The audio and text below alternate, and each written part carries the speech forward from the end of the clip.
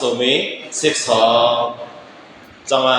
อันเป็นจุมมอ54ป้าได้พวกเป็นเจออากุโสอันเลยก็ยับตั้ง12ป้ายับจุมมอ54ป้าได้ตื่นหอมจอมยับตื่นหอมจอมกูเป็นเจออากุโสยับก็นั้นได้ปอว่าปาลีมันจะมาสัปปะอากุศลสาธารณะเจตสิกเนี่ยจงขึ้นมาป้องเห็นไหมว่าสัปปะกุศลสาธารณะเจตสิกอันพร้อมจอมกูเป็นเจออากุศลเนี่ยยะจะลบผ้าหมู่แปดป้าเหล่าเปลี่ยนมากกว่ายะมหาอหิริกาอนุตตปะอุทิศาหอมต่อสาหมู่สองป้าเป็นมาป้าเหล่าก็ยะมหาอหิริกาอนุตตปะอุทิศาหอมมห้าหมู่สองป้าเป็นมาอันเลยก็ยะอันเป็นมหาอหิริกาอนุตตปะอุทิศาในพร้อมเห็นได้ว่าอะไรไปเพราะแจงลีเป็นใจล้อผ้ามาเมื่อเป็นใจขไลอายงใจค่ะฮะไข่หันไข่ยิ้นใจค่ะฮะขไลในปองว่าไข่หันเนอขไลเนื้ออายงอันใดหันเนื้อหางนั่นไข่หันห่างไข่ต้วยห่างไข่ยิ้นเสียงไข่ทอมเสียงไข่นมอายไข่กินอายาสาไข่ทีเตอร์เนื้ออายงนั่นอันไข่ไลไข่ปินไข่หันไข่ยิ้นไข่นมไข่กินไข่ทีเตอร์เนี่ยได้จะมาเป็นล้อผ้าเมื่อเป็นล้อผ้ากว่าเจ้าหน้าเนี่ยจะว่าเมื่อว่าไข่หันเมื่อเป็นใจล้อผ้ากว่าเจ้าหน้าเนี่ยมห้าปลายเอามห้าอันอ่ำผู้ป่องแรงอันอ่ำป่องอ่ำแรงนั่นเมื่อย้ำนั้นได้ป้ากว่ากำเนิดห้อมป้ากว่ากำเนิดมห้าก็ห้อมเย้าก็อันว่าอายอันว่านั่นก็ป้ากว่ากำเนิดห้อมจมกำเนิดอันว่าอ่ำโกอันว่านั่นก็ห้อมจมกำเนิดเย้าก็หมกพ้องเป็นเจอล้อผ้าเนี่ยเจอเข้าในตรงเดลัยว่าเจอนิ้ม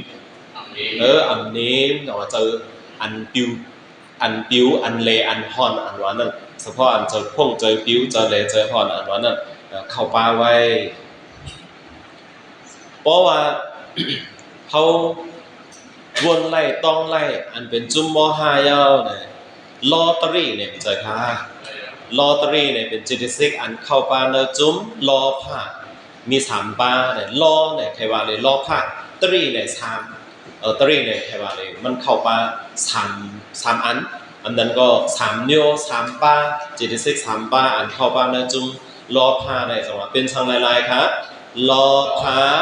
มานะติ๊กที่จังหวะลอผ้าให้มานะให้ติ๊กที่เนี่ยเป็นอันเข้าป่าเนจุ่มลอผ้าจังหวะก็บอกมันเป็นอันเข้าป่าเนจุ่มลอผ้าเลยลอผ้าก็หอมจอมเจอลอผ้าก็ลอผ้าเนี่ยมันกว่าหอมจอมเจอต่อสักมันกว่าหอมจอมเจอบ่ห้ามันกว่าหอมจอมเจอตังอันตังเมียวตังป้าลอผ้าเนี่ยก็หอมจอมเจอลอผ้าก็ลอผ้าได้ผู้งายป่องใจงายมันหอมจอมเจอลอผ้าก็ในมาหน้าเนี่ยครับว่ามาหน้าในซ้ำหอมจอมเจออันลาในปออันหลักเนี่ยมาบอกว่าก็ให้ตุ้ยกว่านั้นลิกไว้มันก็หู้ไรนั่นก่อนบอกไล่มาหน้าอันว่านี้มันเป็นจุ่มล้อผ้าเลยมันเป็นจุ่มล้อผ้าเลยมันติหอมจอมจากล้อผ้าไว้มาหน้าในตีเจอต่อซาก็หอมตีเจอมอห้าก็หอมป้อมหอมตีเจอต่อซามอห้าอันเป็นเจออากุศลเนี่ยก็เป็นเจอต่างอันต่างป้าตีอันเป็นเจอลีเจอกุศลเจอเข้มแลบเจ้านั้นเข้มหอมเข้มปลายก็กว่ามาหน้าในห้อมจอมเจอล้อผ้าอันลาห้อมจอมเจอล้อผ้าอันเป็นติ๊กที่กระด้างวิกประยุกต์นั่นเจอล้อผ้าติ๊กที่กระด้างวิกประยุกต์เนี่ยเป็นไม้อะไรผ้าติ๊กที่กระด้างวิกประยุกต์เนี่ยเป็นล้อผ้าหมูไม้3ไม้4ไม้7ไม้8ในเป็นติ๊กที่กระด้างวิกประยุกต์อันหอมปาติ๊กที่ก็ที่เอากำไตได้อันว่าผู้อยู่มีอแปดนั่นหอมตีนั่นว่ะหอมตีอันว่าเป็นเจอล้อผ้าอันผู้อยู่มีอแปดนั่นก็กะว่ากูเป็นเจอล้อผ้าหมู่อันผู้อยู่มีอแปดได้หอมมาหน้าตาเสหาเต็มเจอหอมมาหน้ากูกำหาเต็มเจอว่ามาหน้าในมือเป็นจังเป็นกันมือเป็นก็ดอมเป็นต้องใจค่ะเฮาหลอดจังหลอดมาหน้าก็น่าจงเป็นตาเสกูเขาเป็นเจอล้อผ้าในก็มาหน้าจังเป็น เป็นไหนมันเป็นมันมีมือเป็นก็เห็นเก่าก็ว่าเพราะว่ามาหน้าเป็นมาไหนมันจะว่าเป็นตีเจอต่างโยมจะเมื่อเป็นเจอต้อซ่าก็มาหนำห้อมเหมือนนั้นเมื่อเป็นเจอมอห้าก็มาหนำห้อมเหมือนนั้นห้อมมือเป็นรอบผ้าไงก็การเมื่อเป็นรอบผ้าก็รอบผ้าแปดป้าในห้อมตั้งแปดป้าก็ไหนห้อมตั้งแปดป้าห้อมจังห้อมจอมหลายป้าล่ะจังห้อมจอมสี่ป้าที่อันว่าเจออันผู้มีอเปอันว่าติ๊กที่กระดาวิกประยุกต์นั่นก็น่ะกูเป็นติ๊กที่กระดาวิกประยุกต์กูเป็นเจออันผู้มีอเปก็มาหน้าห้อมยาวห้าเนี่ยเจอเลยว่าห้อมตาเสียเจอมือห้อมจังห้อมก้อยในให้ไหนปองใจไว้มันเหมือนนั่งพอเขาขึ้นวนด้วยเขาหลอดมาหน้าเขาเป็นอยู่หน้ามาหน้าก็นะกูว่าผู้มีอเปเนี่ยมาหน้าห้อมตาเสียของเขามันมีเป็นปอกก็เป็นติ๊กที่ก็เป็นอันเข้าป้าในจุ่มรอผ้า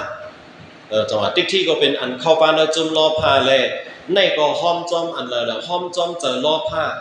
หมู่อันเป็นติ๊กที่ก็ได้สัมปยุไม่ละผ้าติ๊กที่ก็ได้สัมปยุหมายหนึ่งหมายสองหมายห้าหมายหกในเป็นรอผ้าหมู่ติ๊กที่ก็ได้สัมปยุติ๊กที่ก็ได้สัมปยุเลยบอกว่าเจออันพร้อมป้าติ๊กที่ก็ที่เอากำไตมาเนี่ยเจออันผู้มีอเปดใจท่าผู้มีอเปดจะเมื่อว่าผู้มีอเปดเราเนี่ยมีอเปดท่าผู้เลนทางว่ามีก็ฮะผู้ว่าทางผู้เลนทางว่ามีก็ตีเต้มันก็เป็นเจอรอบพามาเด้มันตึนมีอเปดแล้วมันตึนมีอเปดแล้วใกล้กับว่าเขาผู้เลนเขาทางว่ามันมีอเปดจะมาอันทางว่ามีอเปดนั่นบอกว่ามีตั้งผู้อันนั้นบอกว่าติ๊กที่มาฮอมจังหวะติ๊กที่ก็ห้อมจอมเจอรอบผ้าวันในเสตาก็มันจะว่าห้อมตั้งแปดปานเจอห้อมจอมสีปาด้วยวันไหนเพราะว่าเขาขึ้นไข่เซอร์ตีในรอบผ้ามาหน้าติ๊กที่สามปาในมันเข้าปาในจุ่มรอบผ้าเลยมันจังแค่พักสัมสระมันให้สัมสระยาวมันให้เขาปันตรงกว่าตั้งนานนั่นเพราะว่าเขาที่ขึ้นตายเกิดกว่าแทนตั้งนานนั่นเป็นรอบผ้าในออนโหกำเนิดอันเขาตายเกิดมาอันป่นมาได้2อันเลยฮะมาอันได้เขาก็ตายเกิดมาเพราะว่าป้องกาคือผมนับไหลมาอันอะไรเนี่ยอันป่นมาในสัมปติวัตเตมาเนี่ยเป็นมอหาออนโหเขาว่านั่นเป็นมอหาออนโหเป็นกอบหู้เลยครับว่าเป็นกอบหู้ก็เบอร์อันหู้นั่นออนโหมาเลยเข้าคาจังตายเกิดมาอยู่ตอมต่อว่าถึงเพราะว่าแน่อยู่เอาในกว่าหน้าเพราะยังตึกว่าเฮารู้เลยตายเกิดแท้งหรือแต่นั่นซ้ำตีเป็นรอบผ้าอ่อนโหว่ะตีเป็นรอบผ้าอ่อนโหจังหวะ